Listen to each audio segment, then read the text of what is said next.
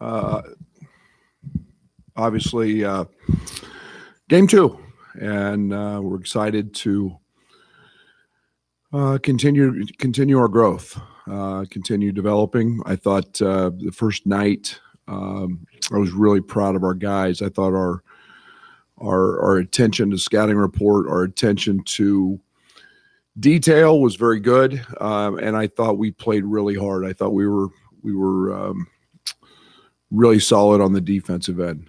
We've got to continue to grow in that area. We've got to continue to keep making strides there. Only thing I was a little disappointed in were a couple threes late, which were a little soft and unguarded.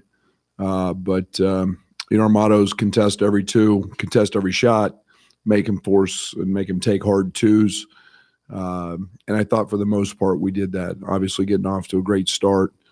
And then plus 20 on the glass was something against the nation's leading rebounder that I was very pleased with. So we got to continue to grow on that. Arkansas State comes in. It's a very good basketball team, a team that finished 4th last year in the Sun Belt, which is an extremely underrated conference, a conference that is got very, very good coaching. Mike does a great job there.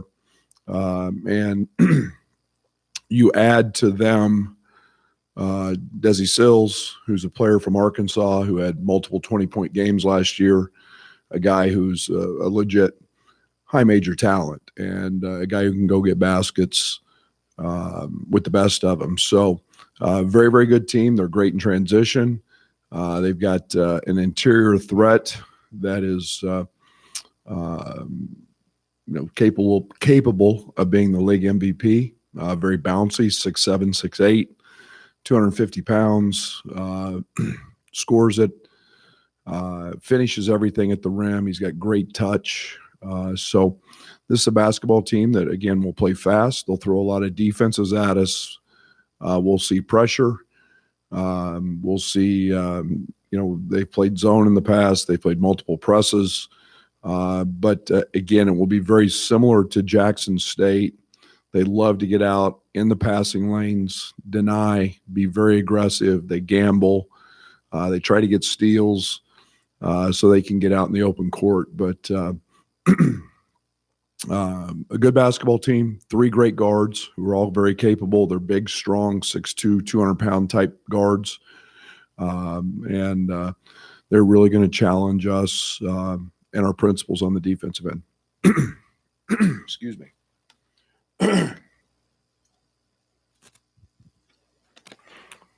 Do you know if you'll have any of the 3 guards back tomorrow night? To be determined. We know Kofi's out. The rest we don't. I guess just with Arkansas State, how similar is Norshad Omier to maybe Javius McInnes? I mean, I just know they're both good rebounders, similar size. But. Yeah, I think he's a little bit bigger, and I think he's a little more skilled. Their athleticism is very, very similar.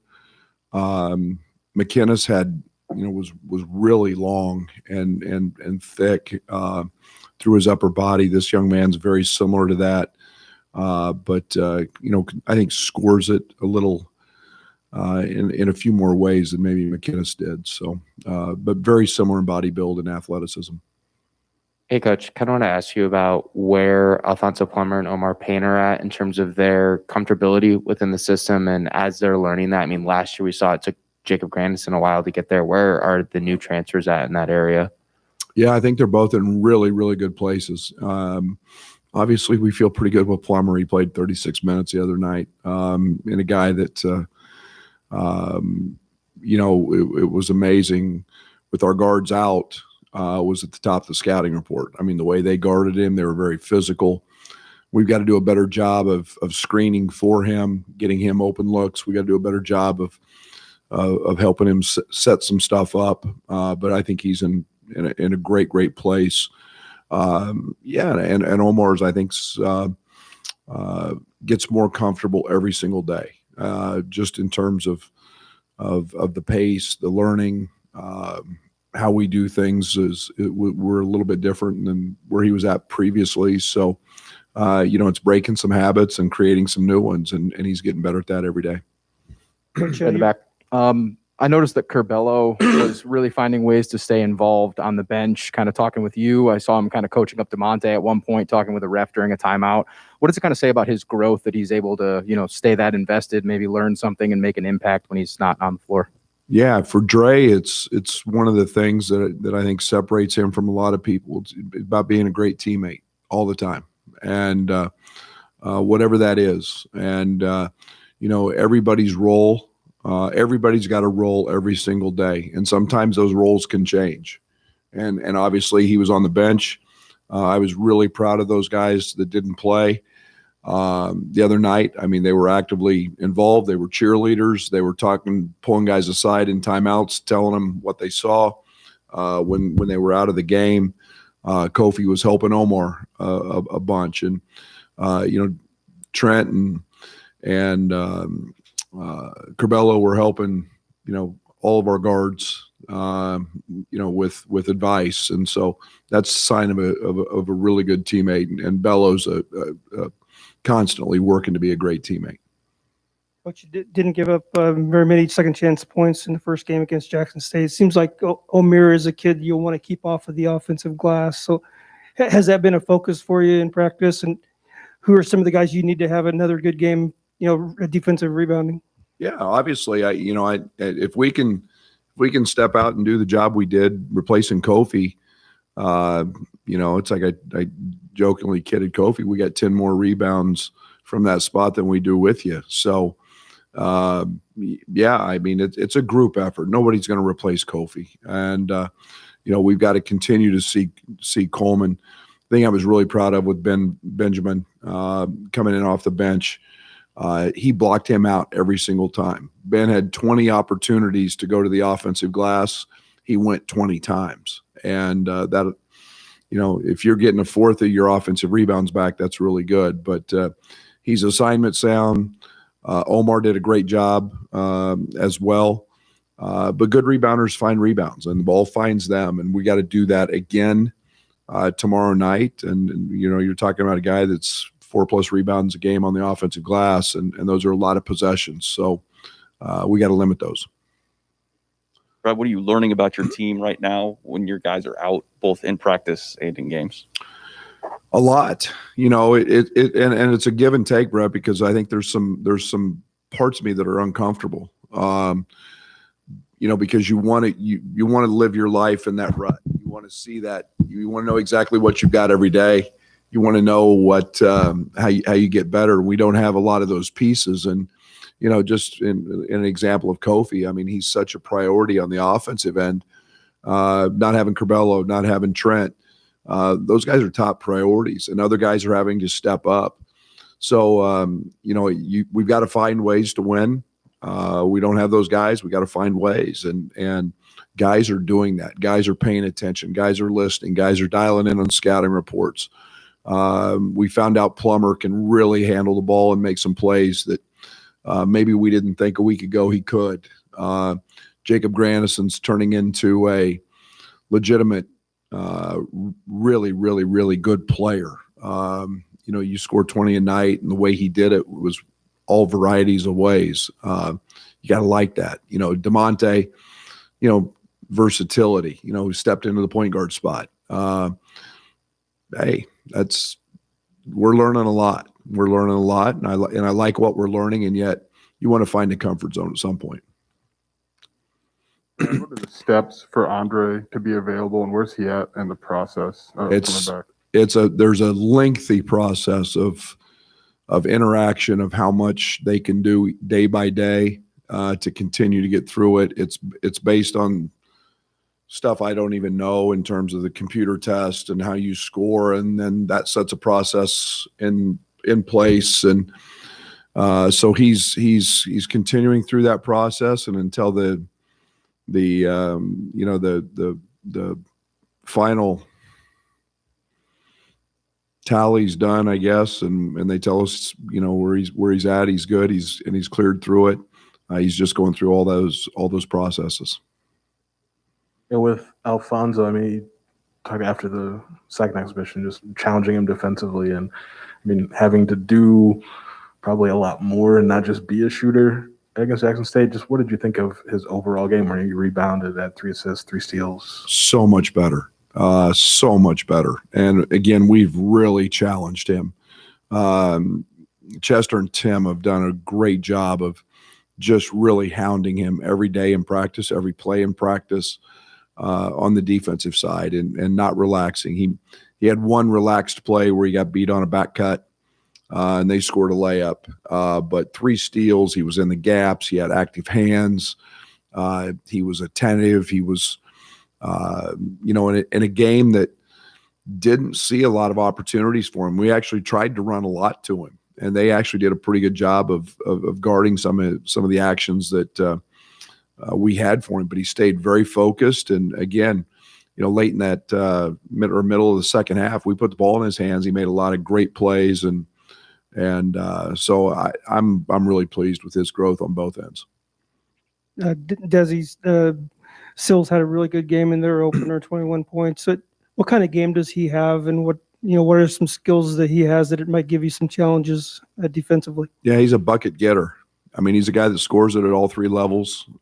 He's a guy that can really shoot it. He can get going, but really loves to drive it. He's a strong kid. He's got the ability to get downhill. He's got a good little pull-up game, good little float game. You go into SEC games and score 20 plus, you're a good player and have the ability to put the ball in the basket. And he's obviously at the top of the food chain for them in terms of scoring and getting shots, and they run actions to him and put him in a lot of actions. So the first thing we have to do with him is make his shots hard, keep him out of transition, because he's really electric in the open court. Coach Omar can obviously jump through the roof. He's got really long arms, and those are great tools for rebounding, but you also need to be effective at tracking the ball in the air. Where's he at in that part of his game right now? Yeah, I think it's pretty unique that he's a great leaper when in space, and yet when you're guarding interior players, especially on the block, you're not in space, you're in traffic, and you're hitting people, and people are hitting you, and I think that's an area that he's grown in, where he's getting more comfortable. Hey, let me go block this guy out and then go get a rebound. Not just flying in from the perimeter and being able to jump over the rim and snatch a rebound. There's 2 different styles of doing that, and a lot of the interior play that we've seen here early has been guys around the block and guys staying close to home. Tomorrow night will be no different. So he's going to have to hit. He's going to have to make contact, and then sometimes there's a second jump involved, and he's got to be really good at just chasing those balls, and he's getting better at it. Hey, Coach, with Coleman Hawkins, I know I've seen him get the ball in the post just a few times so far. Not sure how good he is at that. I was wondering if you see that as a strength of his, and if that's something you guys would go back to more. Absolutely. He's a good low post player. He's a good scorer down there. He can use either hand. He's got great jump hooks. He's got a really good fadeaway. He's got a little step back fadeaway that I'm really comfortable with him shooting. When we get back to our full arsenal, that's going to be a really good option for us. We've got Coleman playing a lot of places. He was backup point the other night. So we've got him handling the ball. We've got him doing a lot of things based on our situation and our circumstances currently. So but yeah, he can really score down there. What more can you do defensively, or maybe what can you do differently with Omar and Coleman's length? Because I think they swatted 4 total. Yeah, and that's an area we want to continue to grow at. The thing I liked about their block shots was that they came from the weak side. They came from not just the guy they guarded, and they didn't come in ball screens. And we didn't see a ton of ball screens in the other night. We'll see a few more of those ball screen actions, but they're getting to the ball and they're pursuing the ball, and those are coming from weak side help when guys don't see them. we're continuing to get better at that. And you know, that's something both those guys are elite at. Sometimes there's a backstory for why you schedule particular teams in the off season, like coaches are friends and want to have dinner together. Is there any backstory for Arkansas State? Well, I've known Mike for a long time. Mike's a Florida guy that I got to know really back in the day when I was a junior college coach, and he was an assistant junior college coach in Florida, and we've known each other for a long time. And when I was with Frank, Frank and him have a long history together, you know, so it's just one of those that we've known each other for a long time. They're really good. We're looking for really good home games against quality opponents, and you know, that's how we ended up with this. Right. And a lot of it was necessity, I think, maybe on Tuesday night. But what have you learned about your freshmen, especially with that game under your belt? They're going to be good. You know, it's not easy doing what we're asking them to do, and we're a good basketball team. Come in and play every day. Be a part of a scouting report. Be a part of you know, playing against other really good players, and then you know, so much of what you do as a freshman is about you, and you have to put that on a back burner, and get involved with being a great teammate, being a part of something. And it's not easy because everything they're doing has got their heads spinning. And from going to college for the first time to new classes, to new friends, to a new coach, to a new system, to a new level, everything's new. And these guys work, they put in a ton of time, they get better every day. And I was really, really impressed. And you know, RJ comes in, the first time he touches the ball, it finds him at the basket, and you know, scores 2 points, and you know, Luke gets a couple clean looks at threes, and you know, it's just it was nice, and Brandon continues to get better, and he's had his best practice of the year yesterday. So I'm excited about this group. I guess I'm wondering, timing wise, like, is there an advantage to like a different point of the season? I mean, I guess like their heads are spinning now versus where if they were in a situation like Coleman was in last year, for say, where the minutes are spotty in the middle of the year in Big Ten play. Like, does that make sense? Is there a time that is better to try to incorporate them? Everything's different, and I tell these guys all the time. Everybody's race is run at a different speed, and you all you can do is come every day, listen, work. Don't take it for granted that you're going against DeMonte Williams and Trent Frazier and Curbelo and Kofi. Don't take that for granted. Take that as a positive, that you're learning from the best, and you're learning from really, really good players, and be ready when your time comes, because we all know, as we just found out, I mean, your time can come whether you're truly prepared for it or not. It can come, and this group is really bought into all that. Are you practicing Kofi different with him out, and how are you keeping him fresh in that? Yeah. Kofi's a scout team guy. And so he's a guy that, you know, we're trying to integrate, keep him on the court. And then on game day, he's not allowed to do anything with our team. So he simulates a game on the treadmill. So if he's going to play 30, let's throw out a number, 32 minutes. So he's going to do 32 minutes on a treadmill with a media timeout. But during that time, he is simulating the game verbally, and he's communicating, and he's talking, he's calling out ball screens, he's talking out a great pass. You know, he's calling out our plays, calling out our sets, all while he's running on a treadmill. And then there's a timeout. He gets his minute break, but he's talking in a timeout, and he's simulating those things to try to keep his mind really sharp as well. And plus, it's really hard to communicate and run at the same time. Changing speeds on the treadmill.